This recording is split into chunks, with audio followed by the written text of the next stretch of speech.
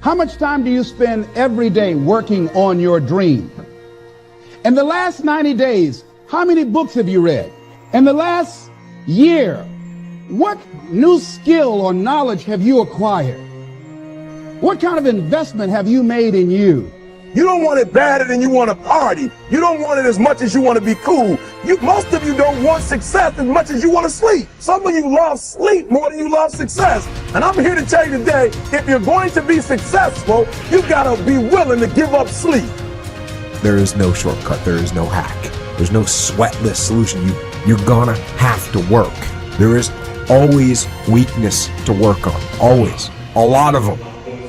Why would we allow ourselves to make easy excuses? Why would you allow that? Are you going to make today count? Because that's all you can control. And that's all that matters. It doesn't matter where you start, guys. It doesn't matter what talents you're born with. It's about where you finish. And this race isn't over. It's not over. You could still come in first in the marathon. But you gotta start today. You gotta start now. You have everything you have. Everything you need is inside you. But I realize that doesn't mean just because you don't think you're good enough doesn't mean you can't be good. Doesn't mean you can't be great. Doesn't mean you can't carry on. But it's not gonna always be like this. Your condition is not your conclusion. Nothing is impossible. So you have to decide before you leave, what's that first thing that's been impossible for you? I want you to attack it and overcome it. Because if you run from the adversity that you're going through today, you'll forever be at that level in which you're going through for the rest of your life. One day you'll look back on your life and appreciate the struggle and have nothing but gratitude for everything that happened along the way. And you come to recognize that in return, you're given the chance to earn the greatest edge of all, and one that can never be taken away. You have enough right now to change your life. You have enough right now to flip this world upside down. You have enough. You got enough power. You got enough anointing. You got enough grace. You got enough patience. You got enough gifting to make your money, get out of debt, get yourself together, and change everything about your world. Realize that you have the ability to make an impact. You have an opportunity to change that story in your head. Put yourself out there, because when you do, amazing things happen. The essence of life is growth. The essence of life is growth, to do the best you can. And here's what's interesting. Humans are the only life form that will do less than they possibly can. Humans are the only life form that will settle for less. Every other life form except human beings strive to its maximum capacity. How tall will a tree grow?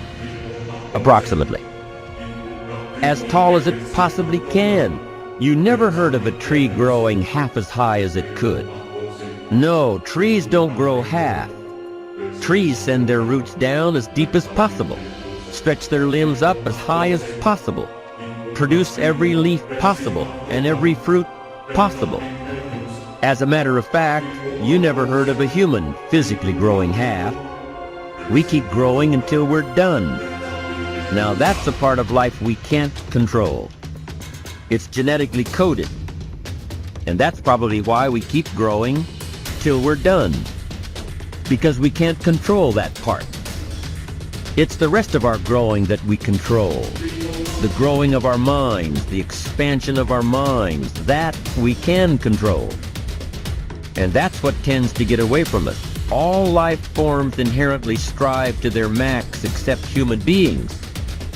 Now, why wouldn't human beings strive to their maximum possibility? Here's why. Because we've been given the dignity of choice. It makes us different than alligators and trees and birds.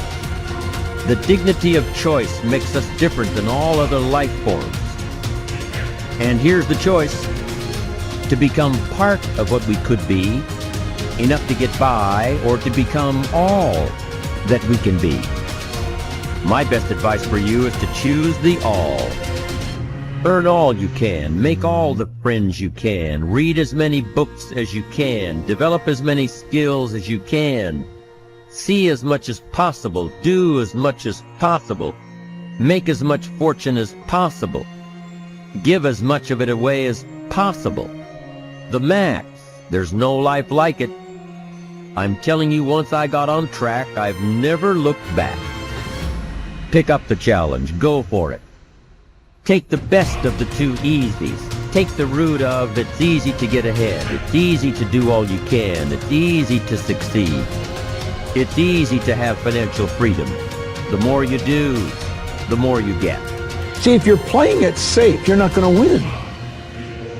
If you're playing it safe, like that old saying, you know, you were taught when you're a little girl, better to be safe than sorry. Well, that's a bunch of crap. It's not better to be safe than sorry. It's by trying things that you figure out how far you can go. You got to get outside the box. Like it's reported, Edison tried 3,000 ways before he built the incandescent light. He said he didn't fail 3,000 times. He said there was 3,000 different steps to building a light bulb. Well, there's different steps to get to where you're going. And I really do treat winning and losing exactly the same. I do not let it upset me. Do you think that's a big part of why you're so successful? Well, it's part of why I enjoy it. Yeah, I think it is, because I'll try anything. Like if I'm into an idea, the idea of losing never enters my mind. See, I have worked with giants. I had the good fortune of working with Sir Edmund Hillary. He was the first man to stand on top of the world. And I worked with him on 3 different occasions. And the only difference in Ed Hillary and Bob Proctor is in his size. Now, he's gone now, but he was a big man. When he shook hands with me, his hand wrapped right around mine. I felt like a dwarf, you know. And talking to him, like it never entered his mind he wouldn't get to the top of the mountain. But he failed in 1951. He failed in 1952. It wasn't until 1953 that he got to the top of the mountain. You know, people had died for centuries trying to do that. He said, I knew if I could see it in here, I could hold it out here. Stella Mann wrote that in a book. You can see it in your head, you can hold it in your hand. And that's right. And if you're not prepared to lose, you're never going to win, because you're always playing it safe. And there's no reward in that. Dare to go forward. Winston Churchill once said, courage is rightly considered the foremost of the virtues, because upon it all others depend. Courage is the chief distinguishing characteristic of the true leader. It is almost always visible in the leader's words and actions. It is absolutely indispensable to success, happiness, and the ability to motivate other people to be the best they can be. Follow through on your vision. In a way, it is easy to develop a big vision for yourself and for the person you want to be. It is easy to commit yourself to living with complete integrity. But it requires incredible courage to follow through on your vision and on your commitments. You see, as soon as you set a high goal or standard for yourself, you will run into all kinds of difficulties and setbacks. Refuse to compromise. You will be surrounded by temptations to compromise your values and your vision. You will feel an almost irresistible urge to get along by going along. Your desire to earn the respect and cooperation of others can easily lead to the abandonment of your principles. And here is where courage comes in. Stick to your principles. Courage combined with integrity is the foundation of character. The first form of courage is your ability to stick to your principles, to stand for what you believe in and to refuse to budge unless you feel right about the alternative. Courage is also the ability to step out in faith, to launch out into the unknown, and then to face the inevitable doubt and uncertainty that accompany every new venture. Avoid the comfort zone.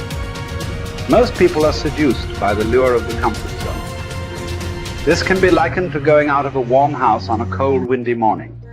The average person, when he feels the storm swirling outside his comfort zone, rushes back inside where it's nice and warm.